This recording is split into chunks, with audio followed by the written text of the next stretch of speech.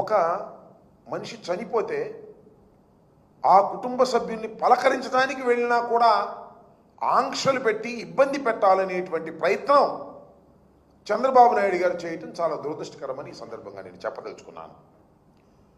అసలు జగన్మోహన్ రెడ్డి గారు ఇంట్లోంచి బయటకు వస్తే ఊరుకోమనేటువంటి పద్ధతుల్లో వ్యవహరిస్తున్నారు చంద్రబాబు నాయుడు గారు, లోకేష్ గారు పోలీసు యంత్రాంగాన్ని ఉపయోగించి. మొన్న పొదిలి వ్యవహారంలో కూడా చూసాం.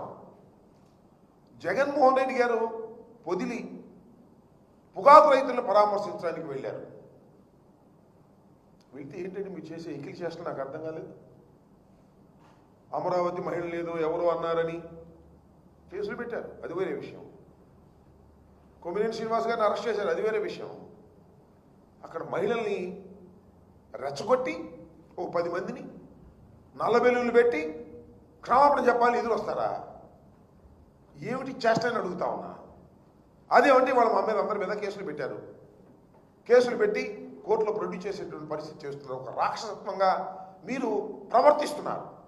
ఇవాళ జగన్మోహన్ రెడ్డి గారు కూడా రెంటపాల గ్రామం వెళ్ళి ఆ కుటుంబాన్ని పరామర్శించాలనుకుంటే ఒక బాధిత కుటుంబం పోలీసుల యొక్క దౌర్జన్యం వలన, పోలీసుల యొక్క హెరాస్మెంట్ వలన ఆత్మహత్య చేసుకున్నటువంటి వ్యక్తి నాగమల్లేశ్వరరావు. ఇవాళ కూడా ఒక ఆయన గుత్తా లక్ష్మీనారాయణ గారు పోలీసు హెరాస్మెంట్ తట్టుకోలేక ఆయన కూడా విషం తాగి వాళ్ళ హాస్పిటల్లో చావు బతుకుల మధ్యలో ఉన్నాడు. ఈ విధంగా పోలీసు యంత్రాంగం నాయకుల మీద, మా నాయకుల మీద పడి ఇష్టం వచ్చినట్టుగా ప్రవర్తన చేస్తుంటే వారికి మనోధైర్యాన్ని కల్పించడం కోసం, వారి కుటుంబాలకు మనోధైర్యాన్ని కల్పించడం కోసం జగన్మోహన్ రెడ్డి గారు వెళ్తే మేము సహించమనే పద్ధతుల్లో ఇది చాలా దుర్మార్గమైనటువంటి అంశం. ప్రజాస్వామ్యంలో ఇవి తగదు. అనేక సందర్భాల్లో అనేక చోట్లకు వెళ్తాం, వాళ్ళని పరామర్శిస్తాం.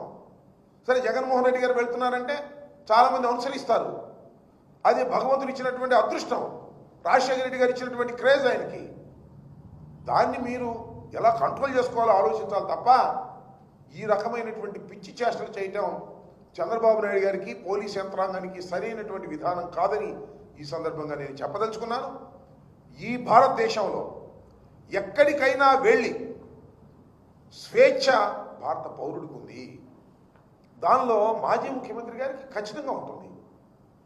తమ కార్యకర్త మరణిస్తే ఆ కుటుంబాన్ని ఓదార్చవలసినటువంటి బాధ్యత జగన్మోహన్ రెడ్డి గారికి ఉంది కాబట్టే 18వ తారీఖున వెళ్ళి వారిని పరామర్శించి పలకరించి రావాలని నిర్ణయించుకున్నారు, వెళ్తున్నారు. దానికి మీరు అడ్డంకులు సృష్టించడం సరైనటువంటి విధానం కాదు. అది అప్రజాస్వామికం, కక్షపూరితం. అది జగన్మోహన్ రెడ్డి గారు బయటకు వస్తే మేము బతకలేమనేటువంటి పరిస్థితులు మీరుంటే నాకు అర్థం కాదు. మీ తెలుగుదేశం పార్టీ బయట రాకుండా లోపల ఎట్టి పెట్టేస్తారు. మన ఇళ్లలోనే మా కార్యకర్తలు ఏమైనా జైల్లో పడేస్తున్నారు. జగన్మోహన్ రెడ్డి గారిని ఇంట్లో బంధించి ఏదో చేయాలని మీరు అనుకుంటున్నారు. ఇది చాలా ప్రమాదకరమైనటువంటి సంకేతాలు ఇస్తుంది. ఇప్పటికైనా చంద్రబాబు నాయుడు గారు, లోకేష్ గారు, తెలుగుదేశం పార్టీ ఇలాంటి అప్రజాస్వామికమైన విధానాలను పక్కన పెట్టి ప్రజాస్వామ్యయుతంగా ప్రవర్తించాలని మీ ద్వారా వారికి హెచ్చరిస్తున్నారు. ఎవరు ఎస్ చెప్పండి. మేము ఇంతవరకు వెళ్ళాం, ఇన్ని పర్యటనలకు వెళ్ళాం. ఎక్కడ లాండ్ ఆర్డర్ సమస్య వచ్చిందండి? ఎక్కడ లాండ్ ఆర్డర్ సమస్య వచ్చింది? మీరు ఎదురు వచ్చిన తోట వచ్చింది. మీరు ఎదురు రావచ్చా? పొగాకు రైతులను పరామర్శించడానికి వెళ్తే బెలూన్లు పెట్టుకుని ఎదురు వస్తారండి. ఎవరిదండి తప్పు? మాదా? చెప్పమని అడుగుతా ఉన్నా. మేము ఇన్ని చోట్లకు వెళ్ళాం పరామర్శలకి, ఇప్పుడైనా వచ్చిందా? You are creating. మీరు బ్యాడ్ ఇంటెన్షన్తో జగన్మోహన్ రెడ్డి గారి పర్యటనని భగ్నం చేయాలని, జగన్మోహన్ రెడ్డి గారి పర్యటనలో హింస సృష్టించాలని చంద్రబాబు నాయుడు, లోకేష్ కావాలని ప్రయత్నం చేస్తున్నారు. పొదిల్లో ఏం జరిగిందని అడుగుతా ఉన్నా. ఏమంటే పొదిల్లో పొగాకు రైతులను పరామర్శించడానికి వెళ్తే మీరు లేడీస్ని ఉసుకొని పంపుతారండి?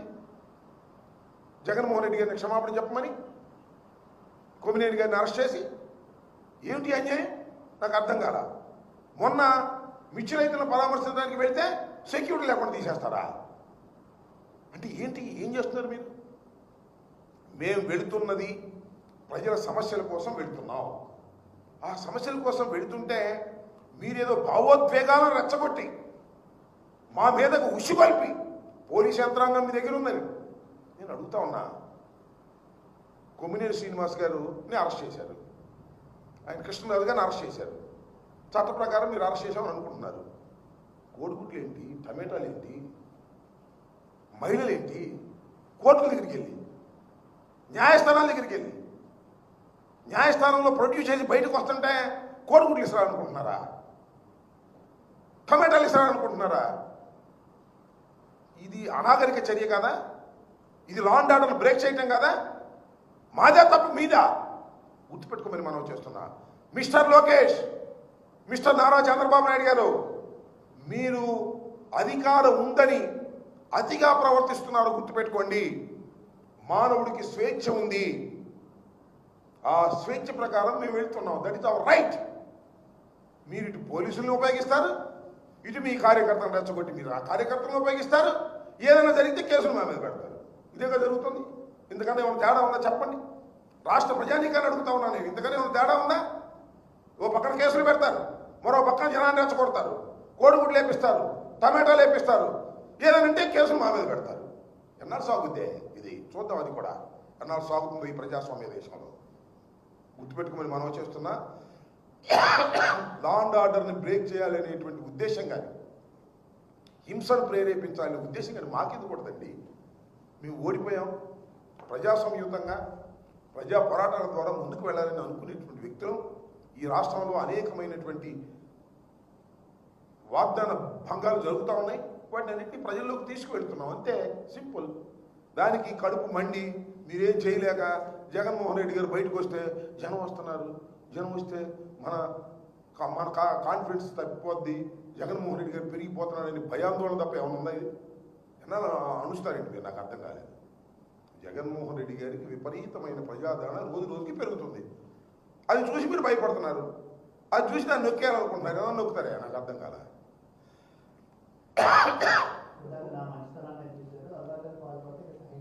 ఎవరిది? చంద్రబాబు నాయుడు గారి మంచితనం చాలా కాలం చూస్తున్నాగా. ఎన్టీ రామారావు అధికారంలో దించి దగ్గర నుంచి చూస్తున్నాం మనం. ఏమండి, హరికృష్ణని పక్కన నెట్టిన దగ్గర నుంచి ఆయన మంచితనం చూస్తున్నాం. ఆయన పేరేంటి వెంకటేశ్వరరావు పక్కన నెట్టినప్పటి నుంచి మనం మంచితనం చూస్తున్నాం. చాలా కాలం నుంచి ఆయన మంచితనాన్ని చూస్తున్నాం. మన కొత్తగా చూసేది ఏముంది? కొత్తగా చూసే మంచితనం ఏమి లేదు. ఇప్పుడు ఆయనకి 75, 76 ఉన్నాయి. నాకేమో 66, 67 ఉన్నాయి.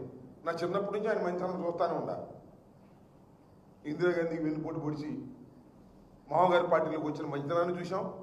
ఆ మామగారిని వెన్నుపోటు పొడిచి పార్టీ మొత్తాన్ని ఆక్రమించుకున్న మంచితనం చూసాం. హరికృష్ణ తొక్కేసిన ముందే మంత్రి ఇచ్చాడు హరికృష్ణకి, తర్వాత తొక్కేసిన మంచితనం చూసాం. వెంకటేశ్వరరావు గారిని తొక్కేసిన మంచితనం చూసాం. ఎన్ని మంచితనాలు చూసాం.